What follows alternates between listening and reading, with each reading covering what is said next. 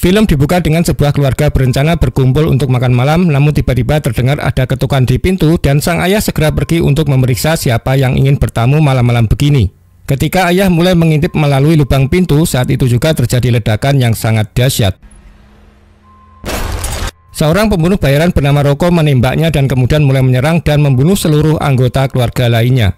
Sebelum pergi, Rocco memotong salah satu jari ayahnya yang rencananya akan dia kirim ke bos mafia yang dipenjara bernama Don Lucchese. Meskipun Don Lucchese berada di balik jeruji besi, dia masih memiliki kekuatan untuk menjalankan kegiatan kriminalnya. Dan dia menggunakan pembunuh bayaran seperti Rocco untuk menargetkan dan melenyapkan keluarga yang dia yakini telah mengkhianatinya. Smells like a skunk's butt crack back here. If you wash them once in a while like I asked you to, it wouldn't be right. Adegan kemudian beralih ke Giovanni Manzoni yang baru saja pindah ke rumah baru di Paris bersama istrinya Maggie dan anak-anak mereka Belle dan Warren. Keluarga mereka harus pindah karena program perlindungan saksi FBI. Mereka memiliki ikatan kerjasama dengan FBI untuk mengungkap kejahatan yang dilakukan oleh mafia termasuk Don Lucchese yang terkenal sangat kejam. Hal ini membuat Don Lucchese memandang Giovanni dan keluarganya sebagai pengkhianat yang perlu dilenyapkan, sehingga membuatnya mengirim Rocco untuk memburu keluarga Giovanni. Setibanya di Paris, keluarga Manzoni diberi identitas baru oleh FBI untuk menjaga mereka tetap aman dan tersembunyi dari kelompok Don Lucchese. What do we say if we run into the neighbors? This is not looking good. Beberapa hari setelah mereka pindah ke Paris, Belle dan Warren mulai bersekolah di sekolah baru, sementara Maggie pergi ke supermarket untuk membeli bahan makanan, meninggalkan Giovanni sendirian untuk menjelajahi garasi.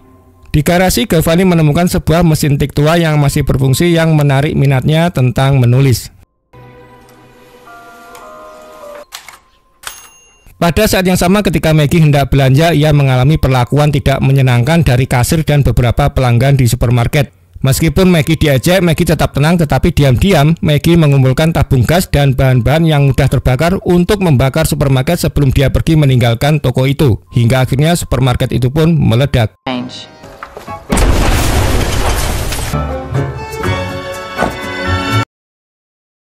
Sementara itu di sekolah, Warren mencoba untuk bertindak seperti siswa normal lainnya untuk menyembunyikan identitas aslinya. Sebagai siswa pindahan baru, Warren menjadi target dari beberapa pembuat onar yang ingin melecehkannya, dan mereka mengeroyok dan memukuli Warren habis-habisan. Saat makan siang, Warren dan Belle makan siang di kafetaria dengan wajah Warren yang memar. Untungnya lukanya tidak terlalu parah karena Warren tahu cara melindungi dirinya sendiri. Belle juga tidak terkejut dengan hal ini karena mereka sering berpindah sekolah dan sudah terbiasa berurusan dengan pembuat onar. Dan Warren dapat dengan mudah membaca karakter orang di sekolah. Sepulang sekolah, Belle mendapati dirinya berjalan sendirian sampai sekelompok siswa laki-laki yang iseng berhenti di sampingnya dengan mobil mereka. Mereka kemudian mengundang Belle untuk berkendara bersama dan mengenal mereka lebih baik. Meskipun Belle mengetahui niat buruk mereka, ia memutuskan untuk ikut menumpang mobil bersama mereka. Ketika mereka tiba di sebuah danau, para siswa pembuat onar tiba-tiba menghentikan mobil dan menyarankan untuk bersantai di tepi danau sebelum membawanya pulang. Salah satu pembuat onar mulai melakukan pendekatan yang tidak diinginkan Belle, yang membuatnya menjadi marah. Belle kemudian melihat raket tenis di dalam mobil dan menggunakannya untuk menghantam si laki-laki yang mengganggunya. Keberaniannya mengejutkan para pembuat onar lainnya dan Belle bahkan mengambil kendali mobil mereka dan menyetir sendiri untuk pulang.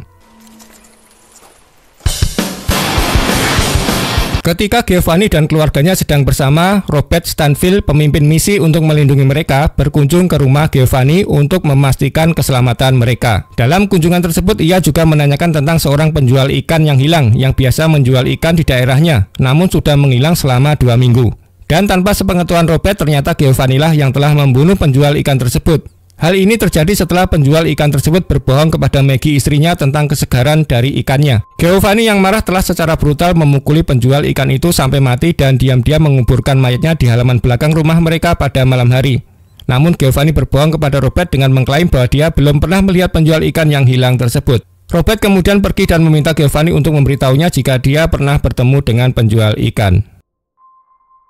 Suatu hari Giovanni mengalami mimpi buruk yang mengerikan. Dalam mimpinya dia menemukan dirinya berada di sebuah pesta yang dikelilingi oleh semua anggota mafia yang berada di bawah komando Don Lucchese. Mereka menahannya di bawah todongan senjata. Don Lucchese yang tampaknya telah dibebaskan dari penjara tampak mengejar Giovanni dan keluarganya. Mimpi yang mengerikan ini membuat Giovanni terjaga dengan pikiran tentang pengejaran tanpa henti Don Lucchese yang menghantuinya. Untuk menenangkan pikirannya, Giovanni memutuskan untuk menggunakan mesin tik tua yang ditemukan di garasi sebelumnya dan mulai menulis kisah hidupnya sebagai mantan anggota mafia. Giovanni juga membuat daftar dari 10 hal yang dia yakini membuatnya menjadi orang baik. Sayangnya tindakan ini bukanlah tindakan yang diharapkan dari seseorang yang menjalani kehidupan normal. Tentu saja tidak cocok untuk diikuti orang lain. Don't move for 10 minutes. Hey, what's going on? Didn't judge me. Number 3. Anybody who doesn't come. Thank you. The urges are satisfied when I cause pain for a... Setelah menyelesaikan tulisannya, Giovanni mendapat pengunjung tak terduga, seorang tukang ledeng yang datang untuk memperbaiki beberapa masalah pipa di rumahnya. Giovanni cukup kesal karena tukang ledeng datang sangat terlambat sehingga membuatnya menunggu lebih dari 2 jam. Meskipun terlambat, tukang ledeng tidak meminta maaf dan langsung meminta pembayaran untuk pekerjaan pipa tersebut. Meskipun dia belum menyelesaikan pekerjaannya, si tukang ledeng memperburuk keadaan dengan meminta biaya tambahan jika Giovanni ingin pekerjaannya selesai. Sehingga hal ini memancing kemarahan Giovanni yang kemudian dia mengambil tongkat baseball dan tanpa ampun menyerang si tukang ledeng. Merasa tanggung jawab atas luka serius yang dia timbulkan, Giovanni bergegas membawa tukang ledeng yang terluka parah itu ke rumah sakit. Namun setiba di rumah sakit, Giovanni berkata kepada dokter bahwa tukang ledeng itu jatuh dari tangga. Namun dokter yang memeriksa luka parah yang dialami tukang ledeng merasa penjelasan Giovanni mencurigakan. Setelah pemeriksaan secara menyeluruh, ternyata tukang ledeng itu menderita 12 patah tulang dan cedera yang terlalu parah, yang hal ini tidak mungkin jika hanya disebabkan oleh jatuhnya tangga kecil seperti yang diklaim Giovanni. Sementara Maggie punya kesibukan sendiri, dia menuju ke sebuah rumah kosong yang terletak tepat di seberang kediaman mereka. Maggie mengunjungi lokasi ini yang berfungsi sebagai markas utama agen FBI yang memantau keluarganya. Tujuannya adalah untuk menyediakan makanan kepada agen FBI sebagai tanda terima kasih atas upaya pengawasan mereka yang rajin. Agen FBI merasa senang dengan seringnya kunjungan Maggie karena dia sering membawakan mereka makanan saat mereka sedang bertugas mengawasi keluarganya. Sementara itu di sekolah, Warren menyusun rencana rahasia untuk membalas dendam kepada siswa pembuat onar yang telah melecehkannya. Sebelum Warren mendekati seorang kutu buku teman sekelasnya, Warren membuat kesepakatan dengan siswa berbadan besar bahwa Warren menawarkan akan mengerjakan pekerjaan rumah siswa berotot besar dengan imbalan kartu koleksi langka yang sangat dicari. Tujuannya adalah untuk mendapatkan bantuan dari siswa yang kuat untuk menghadapi pembuat onar. Selain itu, Warren memutuskan untuk mencuri obat dari apotek sekolah untuk mengumpulkan uang yang rencananya akan digunakannya untuk mempekerjakan siswa tangguh yang dapat membantunya dalam misi balas dendamnya. Ketika hari itu tiba, Warren dan murid-muridnya yang disewa berhasil menghadapi siswa pembuat onar.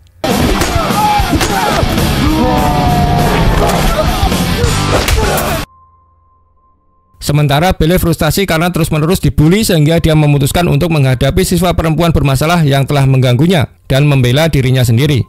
Selain itu, Belle diam-diam menyukai guru pengganti muda bernama Andrew yang masih kuliah.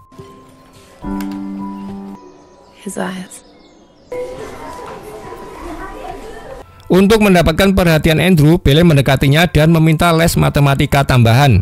Andrew setuju untuk membantu Belle dengan studinya, hingga akhirnya mereka sering bertemu dan hubungan mereka semakin dekat. Ketika hubungan mereka semakin mendalam, Belle ingin mengakui perasaannya, memutuskan untuk mengambil langkah berani. Belle tiba-tiba pergi ke kamar Andrew dan mengunci di dalam, berharap untuk melakukan percakapan pribadi dengannya. Namun Andrew tidak menyadari perasaan romantis Belle. Belle kemudian mulai mendekati Andrew dengan melepas pakaiannya untuk mencoba merayunya. Dan terjadilah Beberapa hari kemudian, Maggie memutuskan untuk mengadakan pesta di halaman belakang rumah mereka dengan mengundang semua tetangga untuk menghindari kecurigaan tentang identitas asli mereka sebagai keluarga mafia. Thank you so much. Hello, I'm Maggie. My daughter Belle. Hello, nice to meet you. I confess I'm curious to taste. Meskipun tidak senang dengan pesta yang berlangsung, Giovanni akhirnya ikut dalam pesta tersebut dengan sibuk memanggang daging. Beberapa pria mendekat dan mulai mengkritik keterampilan memanggangnya di depan para tamu pesta. Giovanni menjadi geram dan membayangkan mendorong kepala seorang pria itu ke dalam panggangan. Untungnya dia berhasil untuk mengendalikan amarahnya dan tidak merugikan siapapun. Selama pesta berlangsung, Robert juga hadir di sana dan diam-diam memantau situasi untuk memastikan semuanya berjalan lancar. What you're doing? Setelah pesta, Giovanni dan keluarganya yang telah tinggal di daerah itu selama sebulan merasa frustasi dengan air keran keruh yang berwarna coklat. Bahkan para tetangga menghadapi masalah yang sama. Giovanni kemudian pergi ke kantor wali kota untuk melaporkan masalah tersebut, tetapi wali kota tidak menawarkan solusi apapun. Hal ini menyebabkan Giovanni mengunjungi kantor Departemen Air Kota. Di sana Giovanni menemukan bahwa masalah air keruh disebabkan oleh perusahaan pupuk kimia yang tidak membuang limbahnya dengan benar.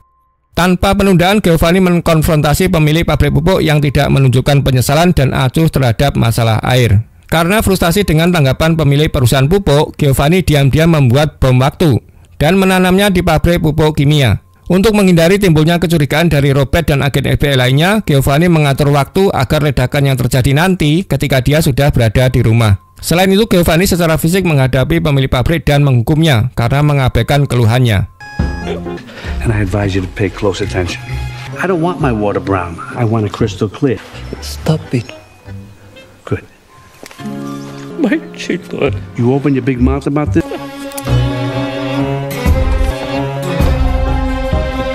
Sementara di sekolah, Warren diberi tugas oleh gurunya untuk membuat moto untuk koran sekolah. Kesulitan Warren dalam menemukan ide kemudian teratasi ketika dia mengingat pengalaman masa kecil di acara mafia, yang kemudian menuliskan semboyan itu ke dalam surat kabar. Namun secara mengejutkan, semboyan Warren dipilih untuk dicetak di koran sekolah dan digunakan sebagai label minuman beralkohol yang dikirim oleh perusahaan Paris ke penjara mewah. Ketika Don Lucchese melihat moto pada label minuman, dia menyadari itu adalah ungkapan eksklusif kepada mafia yang mendorongnya untuk menghubungi Rocco dan menginstruksikan para pembunuh bayaran untuk terbang ke Prancis untuk memburu keluarga Giovanni setelah membaca moto tersebut. Beralih ke Giovanni. Giovanni menerima panggilan telepon dari tetangganya yang mengundangnya untuk menonton film dan berpartisipasi dalam forum diskusi film. Tetangganya tersebut tertarik setelah Giovanni mengaku sebagai seorang penulis yang dapat membuat diskusi lebih menarik. Keesokan harinya, Warren mengadakan pertemuan dengan para guru karena keterlibatannya dalam perkelahian dengan beberapa siswa pembuat onar di sekolah. Sementara itu, Belle yang patah hati karena Andrew memutuskan untuk mengakhiri hubungan mereka karena dia berencana untuk melanjutkan belajar di luar negeri untuk waktu yang lama. Kembali ke Giovanni. Giovanni memutuskan untuk menerima undangan tetangganya. Robert yang mendengar hal ini awalnya memiliki kekhawatiran tentang potensi resiko terhadap identitas keluarga Giovanni. Namun Giovanni berhasil meyakinkan Robert dengan mengundang pemimpin misi FBI untuk bergabung dalam acara tersebut nanti. Malam harinya, Warren yang mendapat masalah di sekolah berpikir untuk kabur dari rumah untuk memulai hidup baru. Secara bersamaan, Belle yang masih patah hati sengaja berdiri di atap gedung seberang kantor polisi, berharap Andrew akan mengajaknya pergi ke luar negeri bersamanya. Sementara Warren menemukan dirinya di stasiun kereta api, di mana dia berubah pikiran untuk melarikan diri setelah melihat Rocco dan kelompoknya turun dari kereta. Dia menyadari bahwa Rocco telah menemukan lokasi keluarga mereka.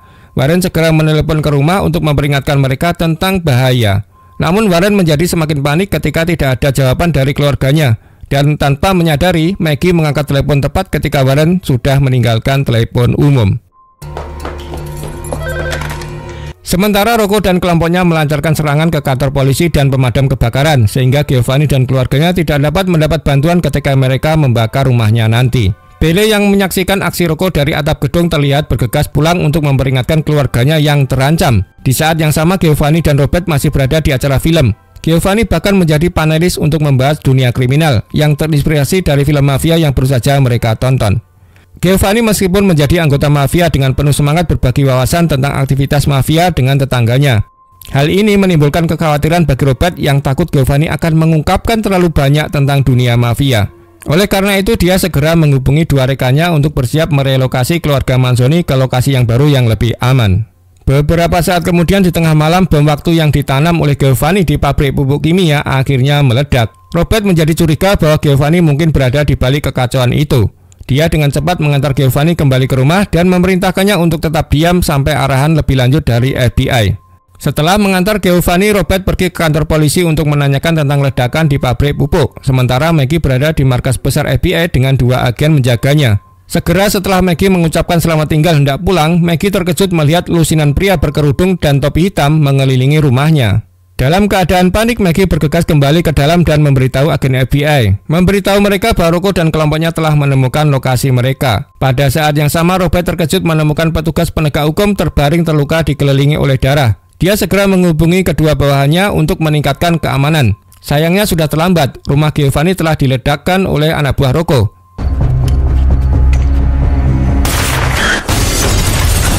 Untungnya Giovanni yang sendirian di rumah selamat dari ledakan. Namun kedua agen FBI yang sudah bersiap menghadang anak buah Rocco tewas saat mereka diserang dari luar rumah. Sementara itu Giovanni bergegas ke markas pengawasan FBI untuk menyelamatkan istrinya sebelum salah satu kaki tangan Rocco dapat melukai istrinya. Sementara Bele dan Warren yang juga telah tiba di dekat rumah mereka membantu orang tua mereka. Mereka dengan cepat mengambil senjata dari bagasi mobil dan menembak jatuh semua anak buah Rocco.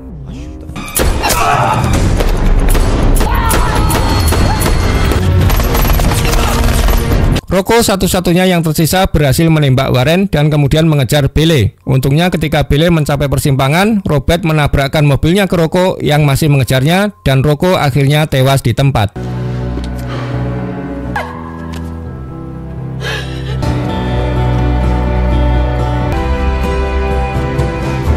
Pada akhirnya film tersebut menampilkan Giovanni dan keluarganya harus mengubah identitas mereka sekali lagi dan pindah ke kota yang lebih aman untuk melarikan diri dari mafia yang dikabarkan telah menyewa pembunuh bayaran lain untuk menargetkan keluarganya.